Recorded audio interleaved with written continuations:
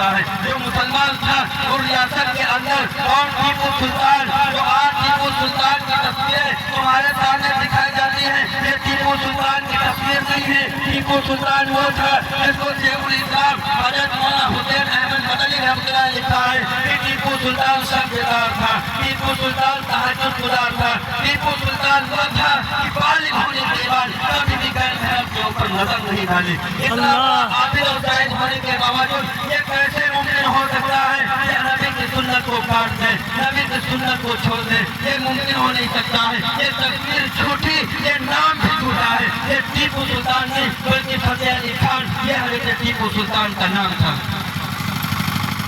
یہ ٹیپو کا لفظ کس نے دیا تھا؟ یہ انگریز کا دیا ہوا لفظ ہے. کیونکہ انگریز اپنے کتے کا نام ٹیپو کا رکھا کرتا تھا، اور اس زمانے میں اگر سب سے زیادہ دشمنی کسی سے تھی انگریز کو تو ٹیپو سلطان سے تھی میرے عزیزوں. اس لیے اپنے کتے کے نام پر رکھ کر کے پوری دنیا کے اندر مشہور کر دیا. آج ہندوستان کا باشندہ اسی غلط نام سے یاد کرتا ہے. وہ ٹیپو سلطان واقعات لکھے ہوئے ہیں. یہ میسور میں جامع مسجد بنوائی ہے ٹیپو سلطان نے، تو اس کی سرد رکھی اس کی امامت وہ کرے گا جس کی کبھی تہجد قضا نہ ہوئی ہو، اس کی امامت وہ کرے گا جس کی کبھی تکبیر اولا نہ چھوئی ہو، اس کی امامت وہ کرے گا جس نے بالغ ہونے کے بعد کبھی بھی غیر محرم کے اوپر نظر نہ ڈالی ہو. بڑے بڑے ہیں، محدث ہیں، مفسر ہیں، علماء ہیں، سب کے سب پگڑی جھکا کپڑا والے ہیں، سب پیچھے کھڑے ہو گئے، سب صفوں میں جا کر کے پہنچے. اب نماز کون پڑھائے گا؟ اتنے بڑے وزیر اعلی ریاست کا یہ حکم جاری ہو چکا ہے کہ نماز کو پڑھائے گا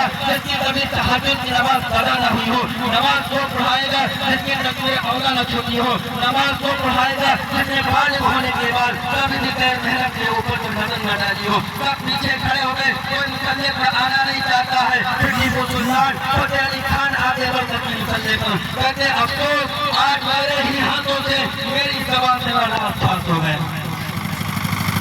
وہ ٹیپو سلطان 1799 میں جب اس کو شہید کر دیا گیا تو انگریز کیا کہتا ہے؟ جس کے جنازے کو کھڑے ہو کر کے یہ کہتا ہے کہ آج سے ہندوستان ہمارا ہے، آج سے ہندوستان ہمارا ہے. جب 1799 ٹیپو سلطان شہید ہو گئے تو ان کی ضرورت اور بڑھی. پھر انہوں نے میسور کے ساتھ میں دوسرے علاقے پر قبضہ کیا. پھر 1830 کا وقت ہے جو بات شاہ ولی اللہ محدث دہلوی نے کہی تھی. کون شاہ ولی اللہ محدث دہلوی؟ ہندوستان میں جو بھی مسلک رہتا ہے، چاہے دیوبندی ہو، چاہے بریلوی ہو، چاہے جماعت ثانی کا ہو یا غیر مقلد کا ہو، ہندوستان کے کسی بھی مکتب فکر کے اگر علماء موجود ہیں کسی نہ کسی حیثیت سے خاندان کی ساگرد ہے، ان کی سند وہاں تک کے پہنچتی ہے. اگر سند وہاں تک کے نہ پہنچے وہ عالم نہیں ہو سکتا، وہ جھوٹا ہے. وہ علم حدیث کا تاج کھڑا ہوتا ہے. شاہ عبد العزیز محدث دہلوی رحمۃ اللہ علیہ نے